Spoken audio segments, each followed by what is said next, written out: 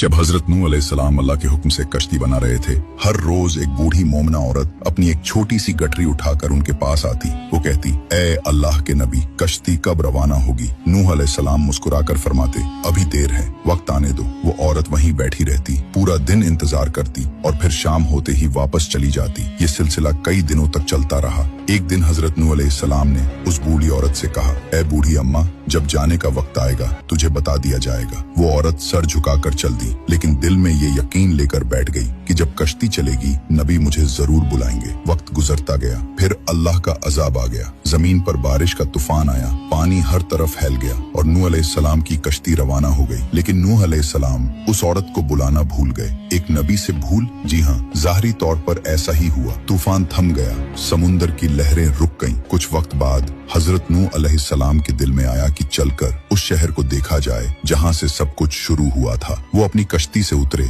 और शहर की तरफ चले। जब शहर पहुँचे तो देखा हर तरफ वीरानी थी, तबाही थी, मगर एक कोने में एक झोपड़ी से रोशनी आ रही थी। एक दिया जल रहा था। नूह अलैहिस्सलाम हैरान हुए, इतना बड़ा तूफान आया, सब कुछ डूब गया, लेकिन ये दिया कैसे जल रहा है? उन्होंने जोर से अल्लाहू अकबर की तकबीर लगाई। झोपड़ी का पर्दा उठा। वही बूढ़ी औरत गठरी उठाए बाहर आई और बड़ी मासूमियत से बोली, या नबी अल्लाह, क्या कश्ती अब तैयार है? चलें। नूह अलैहिस्सलाम की आंखें हैरत से फैल गईं। उन्होंने कहा, ए बूढ़ी अम्मा, तुझे कुछ भी पता नहीं चला? बूढ़ी औरत ने सादा दिली से जवाब दिया, क्या नहीं पता चला या नबी अल्लाह? नूह अलैहिस्सलाम बोले, इतना बड़ा तूफान आया, दुनिया डूब गई, बारिशें बरसी, लोगों पर अजाब आ गया और तुझे कुछ खबर नहीं? वो औरत बड़ी सादगी से बोली, या नबी अल्लाह, एक दिन बादल कुछ गरजे थे और हल्की सी फुहार पड़ी थी बस। नूह अलैहिस्सलाम ने आसमान की तरफ देखा और कहा, ए मेरे रब, ये क्या माजरा है? तब अल्लाह ताला ने हजरत नूह अलैहिस्सलाम पर वही नाजिल फरमाई,